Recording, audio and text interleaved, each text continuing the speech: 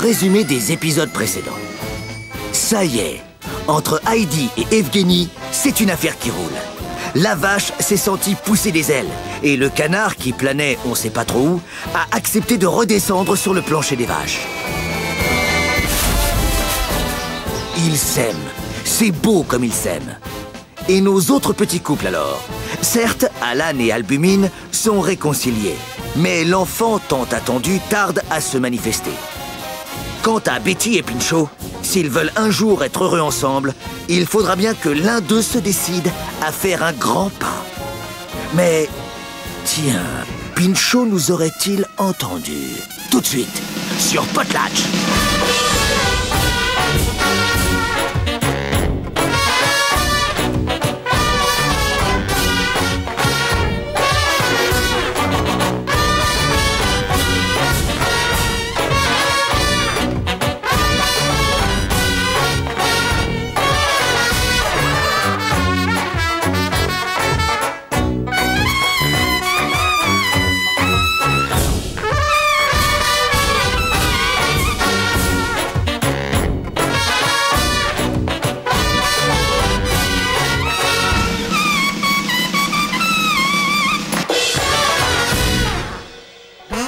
L'histoire incroyable du combat dramatique contre les envahisseurs.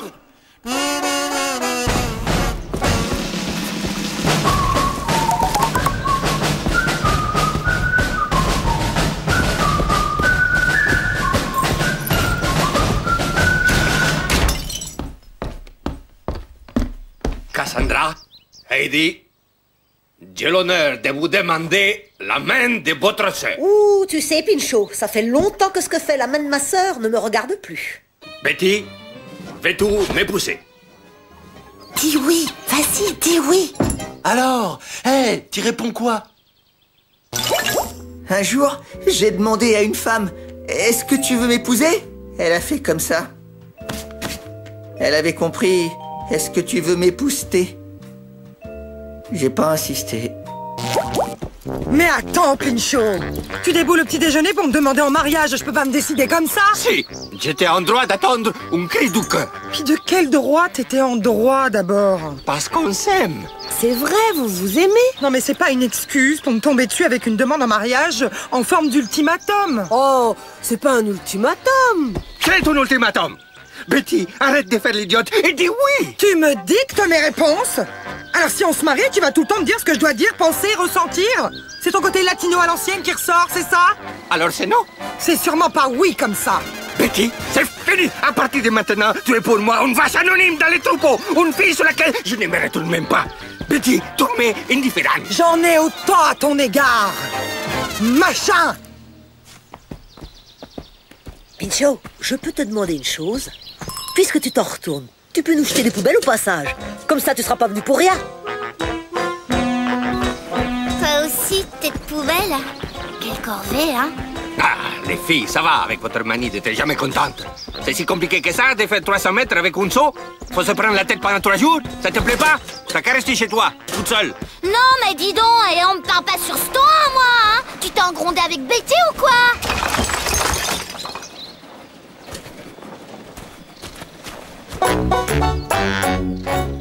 T'as l'air toute chose, mon soleil, ces derniers temps. Ça va pas?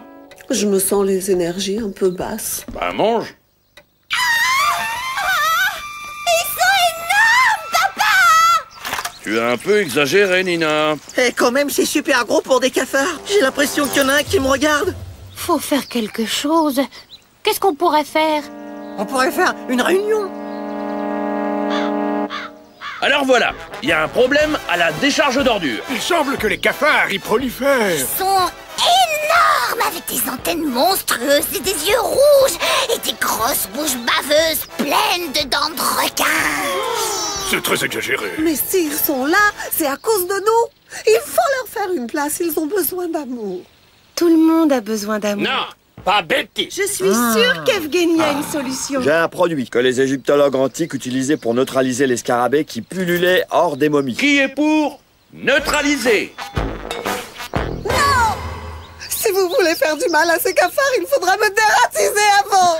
Mais côtelettes, c'est des nuisibles. Ce sont des créatures vivantes, comme nous. Ah ben non, elles sont pas comme moi, hein. Un cafard, ça a pas de cerveau. C'est pas vrai, on ne peut pas vivre sans cerveau. Par contre, on peut vivre sans cœur. On peut très bien se passer de Pinchot aussi. Soyez raisonnable, Côtelette. Si ces cafards prolifèrent, ça peut être terrible. Maladie propagée. Récolte ravagée. Évier bouché. Chaussettes trouées. Je te promets qu'elles ne souffriront pas. Mais pourquoi toujours tant de violence? Bah, la violence, c'est simple, c'est rapide, et c'est plus facilement mobilisable que l'intelligence.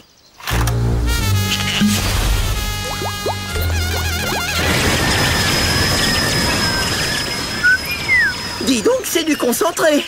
T'avais dit qu'il souffrirait pas. Côtelette! C'est peut-être des cris de joie. Le problème de Côtelette, c'est qu'elle prend tout trop à cœur. Bon, toi t'entends rien, tu vois rien, tu t'intéresses qu'à ton nombril.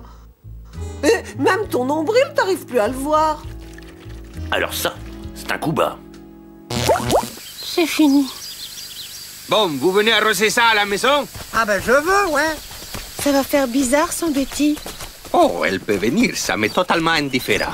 Ah, mais je vais pas arrêter de voir mes amis parce que la fête a lieu chez un monsieur machin dont j'ai rien à cirer. Je viens.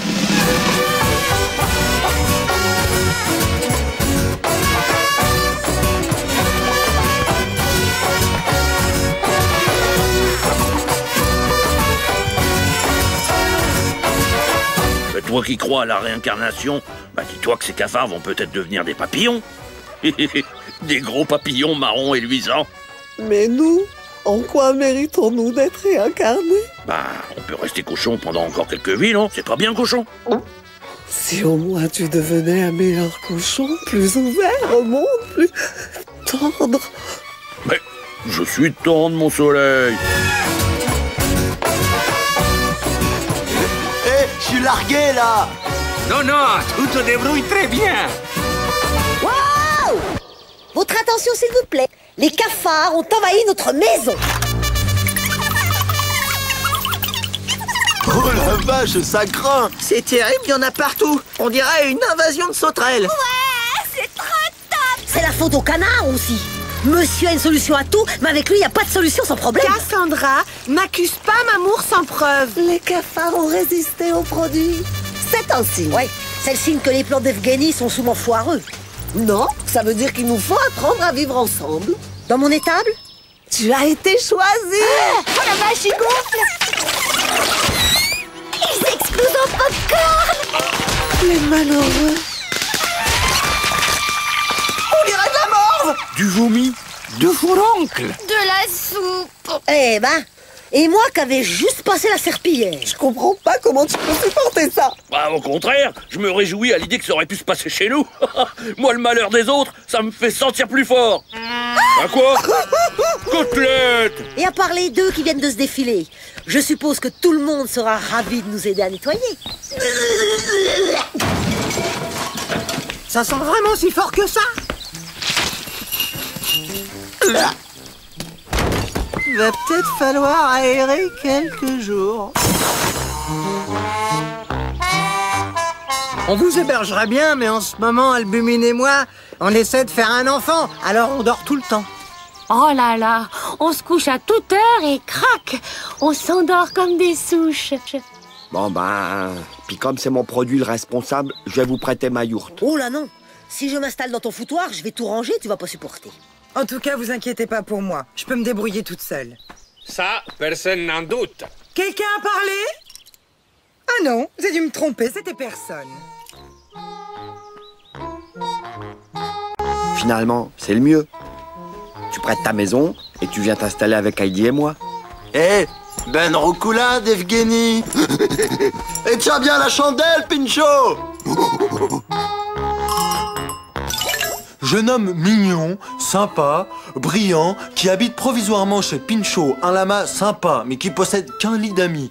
Cherche de toute urgence une chambre en ville, car sinon je suis obligé de partager le pieu avec ma mère, et ça craint vraiment. C'est moi, Heidi. Fais comme d'habitude, Evgeny. C'est moi, Pupus. Oh, Betty, qu'est-ce que tu fais là? Oh bah on va se tasser, la yourte est bien assez grande pour quatre. Ok, je comprends ton insistance. C'était un plan pour me remettre machin dans les pattes. Ah mais pas du tout. Bon, d'accord, c'était un plan. C'est si bon de pas traverser seul les tempêtes de l'existence. Non, mais écoutez, Mamour et Poupous, vous, c'est vous. Vous vous aimez. Mais la vache, là, moi, je m'en fous. Et moi, le lama m'indiffère. Ah, bah, pour des gens qui s'indiffèrent, je vous trouve bien virulent. Si vous en aviez vraiment rien à faire l'un de l'autre, ça vous dérangerait pas de cohabiter 2-3 jours. En Mongolie, c'est loué comme un studio avec 8 couchages. Mais bien sûr, pas de problème. On peut. Pour moi, machin est transparent. Mais oui, y a pas de quoi en faire un plat. Jidoro? Qu'est-ce qu'elle a, maman? C'est rien, c'est juste un coup de fatigue et elle est un peu déprimée. C'est quoi déprimé? C'est un truc de grand, tu peux pas comprendre. Ouais, tu dis ça parce que tu peux pas m'expliquer. Et si tu peux pas m'expliquer, c'est que c'est toi qui comprends pas. De toute façon, ton père, il comprend jamais rien à rien. Je me suis rendu compte de 2 choses. Déjà, je me suis rendu compte que je mets pas assez de tendresse dans le bourru. Et 2, je me suis rendu compte qu'il aurait mieux valu m'en rendre compte plus tôt. On passe une bonne soirée, non?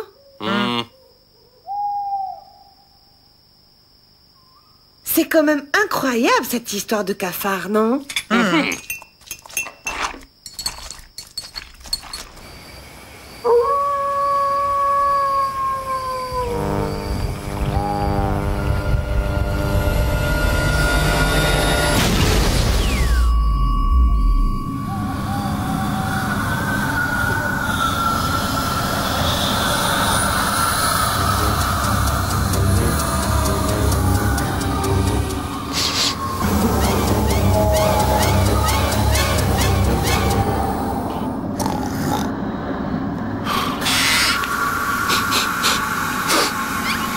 Ça sent encore plus dehors, comme s'il y avait un troupeau de tongs en sueur.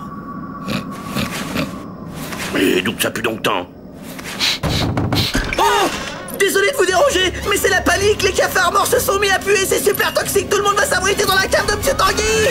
Entrez, entrez! Excusez le désordre, je n'ai pas eu le temps de ranger. La vie est un grand tout. En tuant les cafards, nous nous sommes condamnés Vite, nous-mêmes. côtelette, sinon on n'aura plus des bonnes places.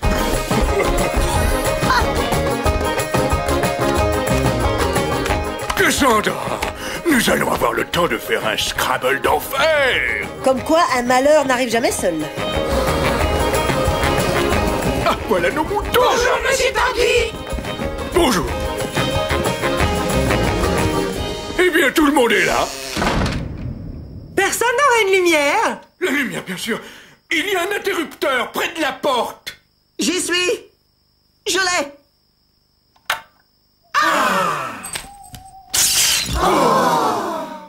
J'ai trouvé une ampoule. Parle, ouf, que j'aille vers toi. Non mais je sais pas quoi dire! Récite un livre que t'as lu récemment.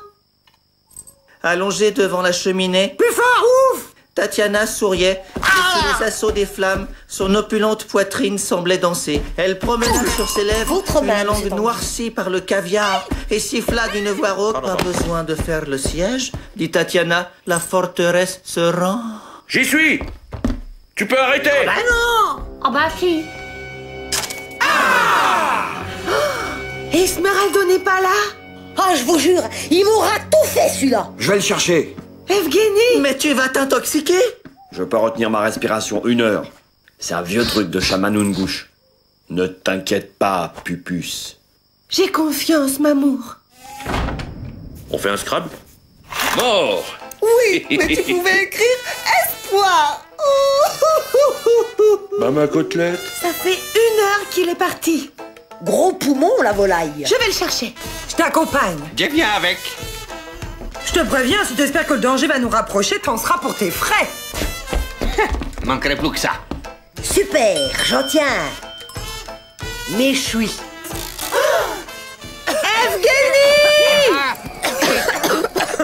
Esmeralda!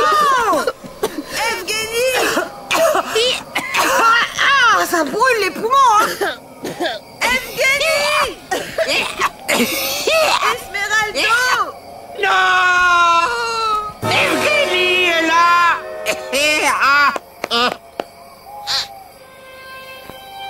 Mamour! Il vit!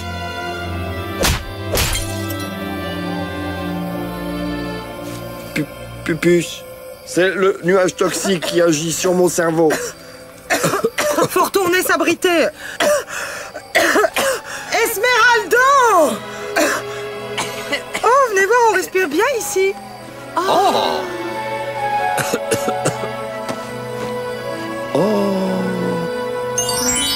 C'est génial, le brouillard toxique se dépose à toute vitesse. On dirait même qu'il rentre sous terre.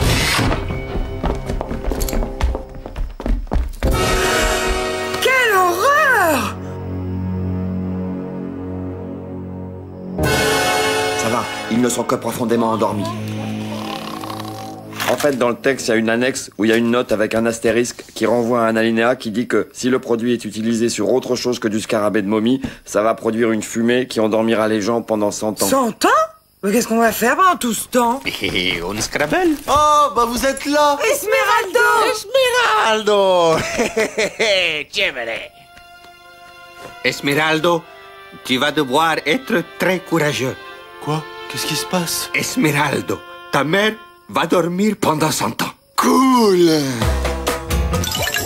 Si tu dors pendant 100 ans, les ongles ils continuent de pousser. Bah ouais. C'est pour ça qu'il vaut mieux enlever ses chaussures. Tu sais, tu vas avoir une impression de calme au début, mais elle va très vite te manquer. Tu vas oublier tous ses mauvais côtés, ne plus voir que les bons. Les relations avec les parents, comme avec les gens en général, c'est jamais parfait à 100%. Mais si tu crois que tu peux t'en passer, t'es bien malheureux. J'ai 2 leçons de vie à recevoir de personne. Alors le lama, il arrête avec ses pics. Sinon je lui fais bouffer son bonnet. Ah, ça suffit, vous deux. On nage en plein cauchemar, alors c'est le moment de se serrer les coudes. Allez, on va s'occuper des autres.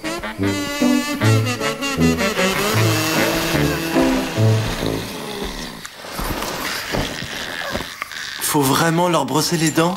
Sinon, les bouts de manger entre les dents vont se décomposer pendant 100 ans. T'imagines la laine d'Alan au réveil? Moi, je suis sûre que tout va bien se finir. Ils vont se réveiller, Côtelette ne sera plus déprimée et Betty et Pinchot vont se réconcilier. Ce serait pas une belle fin, non?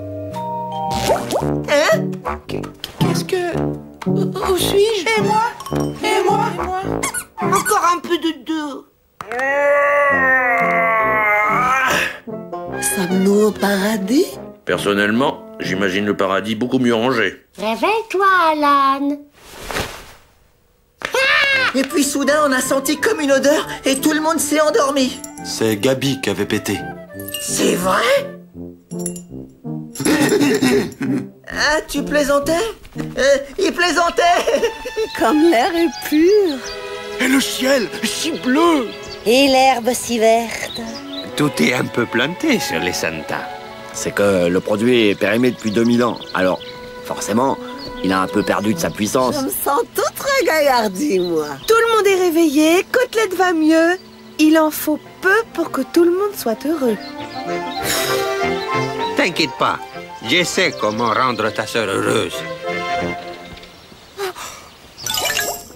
Quand je pense que j'ai aimé à la folie cette indécrottable et prétentieuse égoïste, cette indécrottable et prétentieuse belle égoïste, cette indécrottable et prétentieuse belle égoïste craquante, oui, cette indécrottable belle égoïste craquante et marrante. Ah, ay, Pinchot, ressaisis-toi.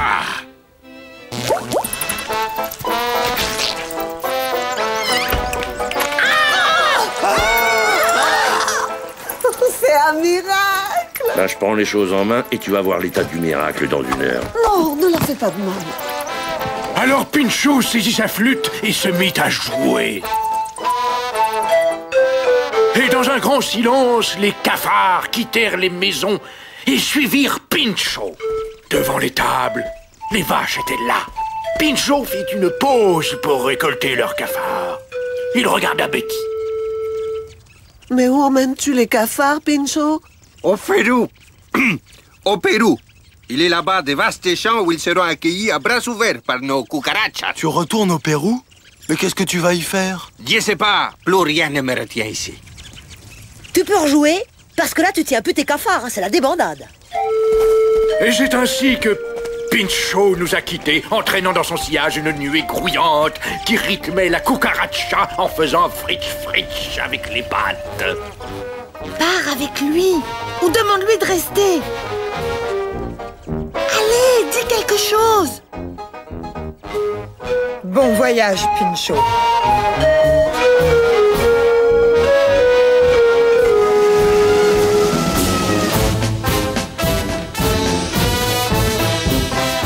T'as l'air de bien surmonter le coup, Betty. C'est la vie, hein. Moi, rien que l'idée d'être séparée de Mamour un jour, ça me donne des frissons.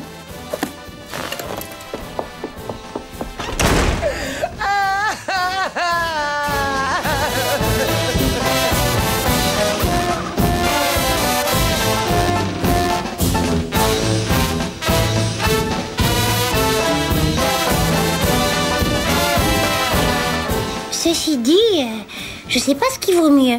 Avoir des cafards ou avoir des fourmis? Ah ben, la fourmi est plus indépendante et le cafard plus affectueux. D'un autre côté, le cafard, faut le sortir faire pipi. Mais la fourmi, il y a plein de gens allergiques, hein, aux poils. Et puis... Mais qu'est-ce que tu racontes? Tu poses une question, je réponds.